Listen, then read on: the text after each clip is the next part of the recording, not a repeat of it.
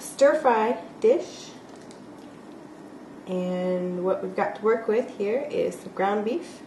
I just thawed it out in the microwave. We typically freeze our meat so that it lasts a long time. So here's the pan that I'm going to be using. This is my favorite pan because it's got a lid that I can put on top of it to steam things. So I'm just going to throw in the meat.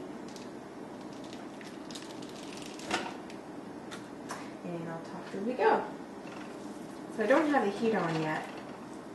I'm waiting until I get the onions and the ginger in there before I turn the heat on. Because quite often in stir-fry recipes, or traditional Korean or Japanese or Chinese type stir-fry dishes, you'll want to cook the onions and meat first together. Alright, so now that I've done that, I'm going to chop up my onions. That's an onion. I like to chop up onions in different ways for different dishes. This time I'm going to just chop them up to where they're going to make, I don't know, thick circles, you know, and then I pop them out, kind of like what you would do for a hamburger. And then I throw them in. So I've got 2 medium onions here that I'm going to be using. There we go. So now we got what looks like a huge amount of onion in the powder. So now I'm going to go ahead and turn the heat on to about medium heat. Well, you'll notice that I did not put any oil in the pan. This is 80-20 beef, which has a lot of fat in it to begin with. But that's going to be okay because we're going to spread it out between a lot of vegetables and a lot of other food. But it also means that we don't need any oil in the pan. And considering I've got a non-stick pan, that helps a lot. So now while that's heating up, I can go ahead and start adding my spices. So I'm just breaking on a generous amount of minced garlic because I don't have any fresh garlic right now. Mix it up a little bit even more. I've got some caraway seeds, so I'm going to sprinkle on top too. But with a stir-fry dish, there's not very many things that can go wrong. You can always add more spices to cover up a mistake. This is my favorite part of it, which is ginger.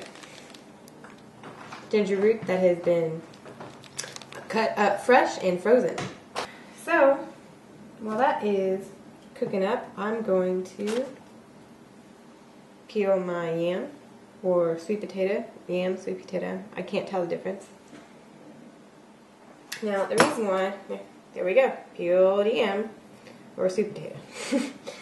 Now, the reason why I'm using a sweet potato rather than a regular potato is because, well, we're low on groceries, but I do have other potatoes. I chose this because yams or sweet potatoes are actually healthier for you than other potatoes because they have more fiber and more nutrients inside than your average potato. I take that as being why they're so hard to cut. Alright, I'm breaking out the big gun. Now that's the knife.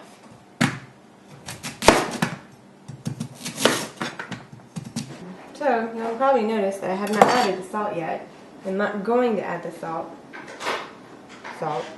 until the meat and the onions are fully cooked. It's time to take a spoon and mix them around a bit.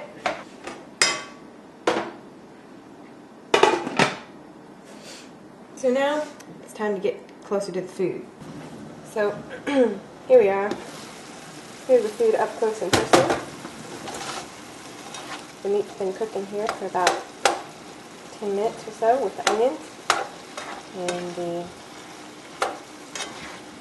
ginger, the caraway seeds, and the garlic. Just breaking apart all the onions, making sure that they're cooking evenly. And it's still not quite ready yet, so we'll wait. Now we're cooking. Onions seem to be pretty much all cooked. they're slightly undercooked. That's okay because they'll continue to cook as I put in more food.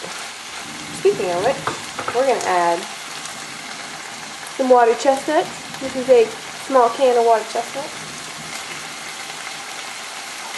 I like to use water chestnuts in stir-fry dishes because it gives it a crunchy texture even when cooked. Alright, now that's mixed in, I want to add sweet potato, or yam, whatever this is.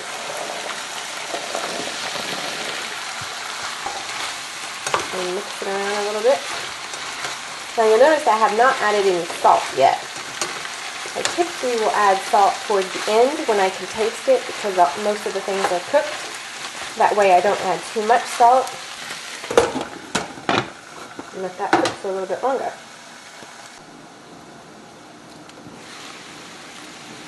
Okay, it's been a little while. Sweet potato has not quite fully cooked. But I'm going to go ahead now and one of the other ingredients because it's got a little liquid in it. And that will help steam the sweet potato off from the pan and help it cook a little bit faster. What we've got here are some chopped green chilies. Now I'm not going to add this whole can. And I'm going to add probably half, a little bit over. And then mix in and let it cook some more. Alright, so I'm going to add in half a can of mung bean sprouts. These are mung beans. Sprouts, that is. I used the other half a can in a stir-fry recipe earlier this week, and I blogged about it. I'm going to go and add some frozen peas and some cut green beans. Maybe about half that.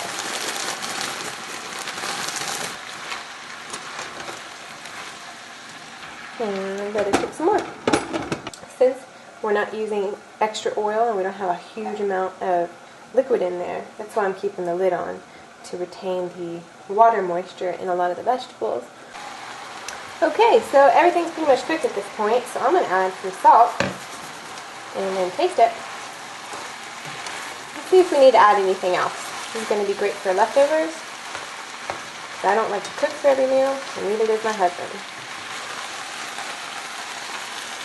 Spread it out a little bit. And the sweet potatoes nicely cooked.